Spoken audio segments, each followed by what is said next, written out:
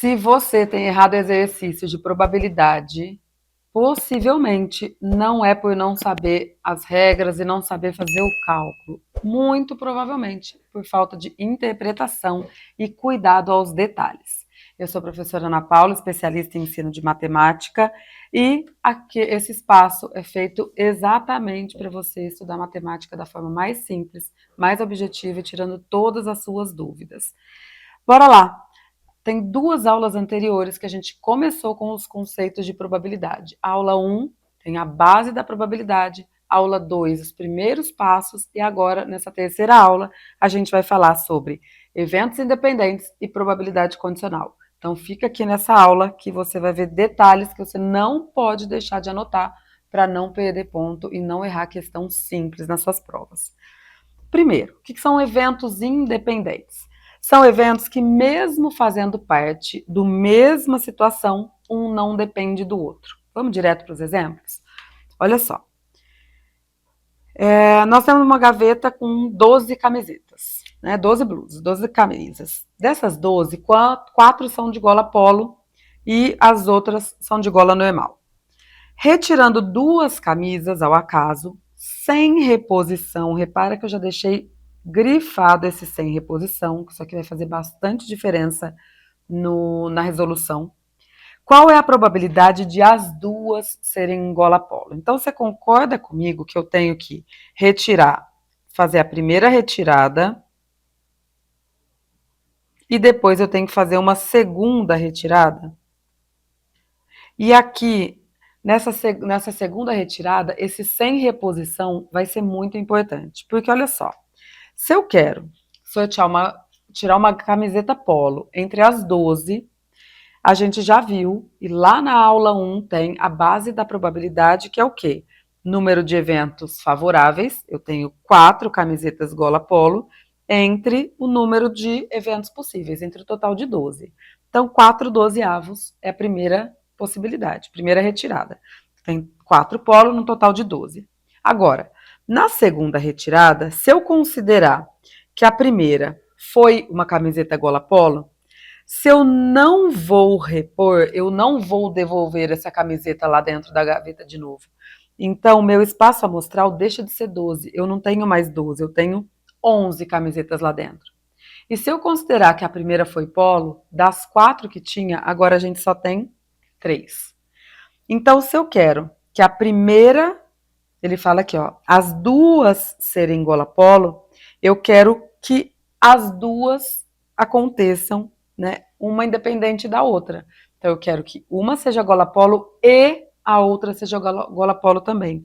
Então, quando a gente fala em eventos independentes, o conectivo principal é o e. E o e, ele está relacionado à multiplicação. Então, se eu quero que aconteçam as duas coisas, eu tenho que multiplicar as duas probabilidades.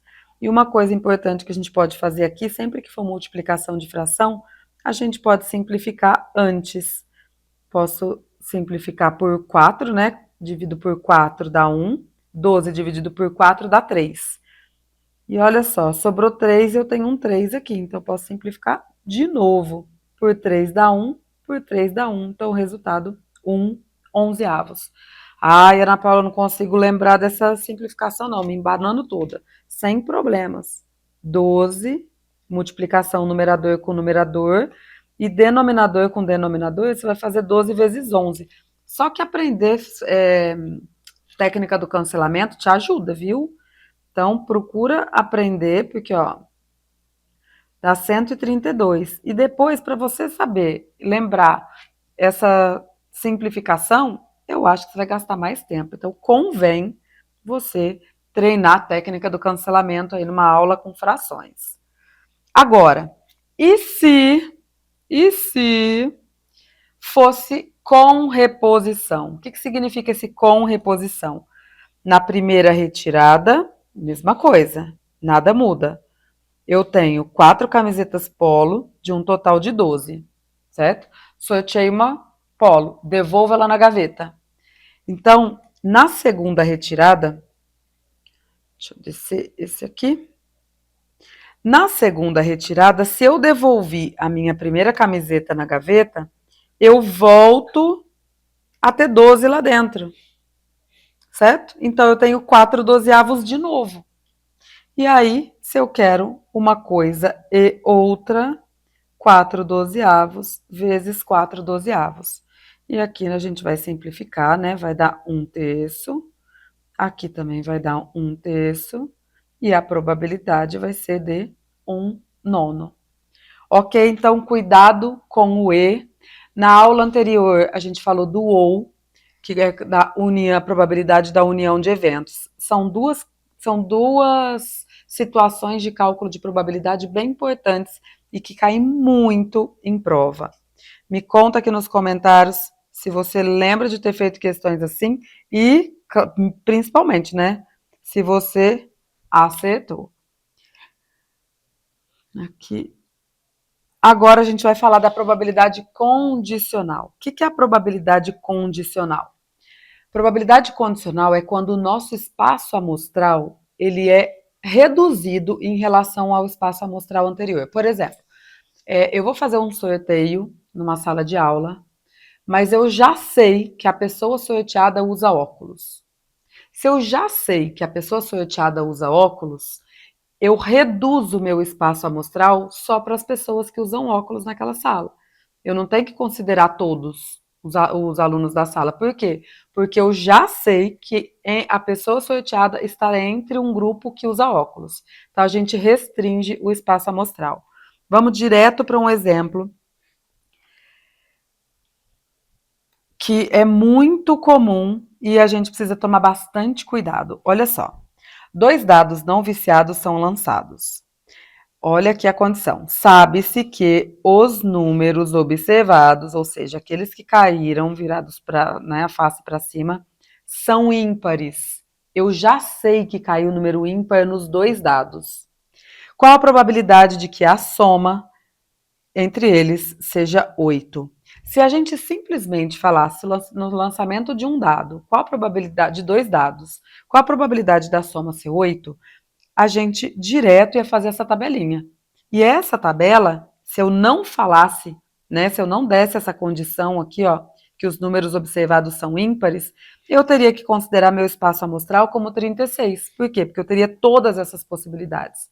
Mas agora aqui a gente tem um caso típico de probabilidade condicional. Por quê? Porque eu já sei que os dados caíram com face ímpar para cima. Então, o que eu faço aqui na minha tabela do espaço amostral?